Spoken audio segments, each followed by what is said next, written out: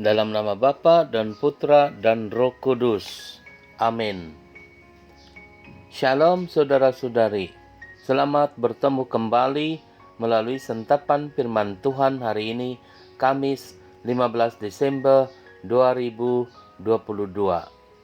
Injil renungan kita dari Lukas bab 7 ayat 24 hingga 30 dengan tema yang telah memberikan diri dibaptis oleh Yohanes mengakui kebenaran Allah. Mari kita sama-sama dengarkan.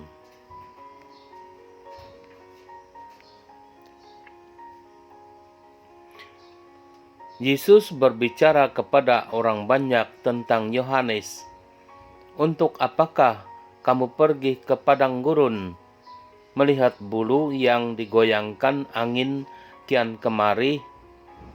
Atau untuk apakah kamu pergi melihat orang yang berpakaian halus, orang yang berpakaian indah dan yang hidup mewah, tempatnya di istana raja? Jadi, untuk apakah kamu pergi melihat nabi? Benar, aku berkata kepadamu, bahkan lebih dari nabi, karena tentang dia ada tertulis, lihatlah, aku menyuruh utusanku mendahului engkau. Ia akan mempersiapkan jalan bagimu. Aku berkata kepadamu, di antara mereka yang dilahirkan oleh wanita, tidak ada seorang pun yang lebih besar daripada Yohanes, namun yang terkecil dalam kerajaan Allah lebih besar daripadanya. Seluruh orang banyak, termasuk para pemungut cukai yang mendengarkan perkataannya, mengakui kebenaran Allah, karena mereka telah memberi diri dibaptis oleh Yohanes. Tetapi orang-orang Farisi dan ahli-ahli Taurat menolak maksud Allah, karena mereka tidak mau dibaptis oleh Yohanes. Injil Tuhan. Terpujilah Kristus.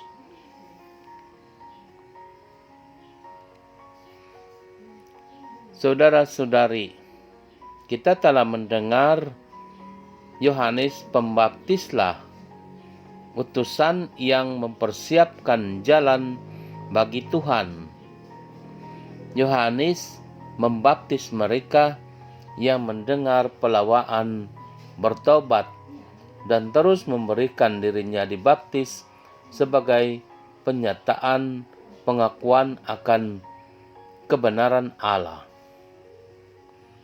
Saudara-saudari, tentu saja mendengar firman Allah, mau bertobat dari dosa dan rela dibaptis itu memerlukan kerendahan hati demi untuk menerima berkat, perdamaian, dan pengampunan, dan seterusnya sukacita dari Allah. Di sebaliknya pula, bila ada kesombongan sampai menolak maksud Allah, khususnya tujuan pertobatan, gagal menemui peluang berkat yang Tuhan mau berikan. Jelas saudara-saudari, kita dengar pemungut-pemungut cukai yang digelar pendosa, yang merendahkan hati, menerima perdamaian dan pengampunan. Orang-orang yang lemah dan sakit menerima kekuatan dan penyembuhan.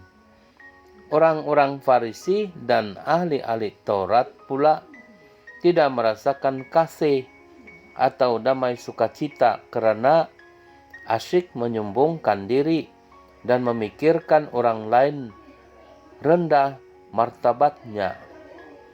Orang-orang Farisi dan ahli-ahli Taurat gagal memahami bahwa Tuhan sayang akan umat-umatnya, dan itulah tujuan Tuhan mau memberikan kedamaian, pengampunan, penyembuhan, dan penyelamatan. Semoga melalui keterbukaan kita akan rahmat Tuhan dan kerelaan kita merendahkan diri di hadapan Tuhan, membuatkan kita teguh dan bersemangat mengikuti dan melayani Tuhan. Tuhan yang memberkati, dalam nama Bapa dan Putra dan Roh Kudus. Amin.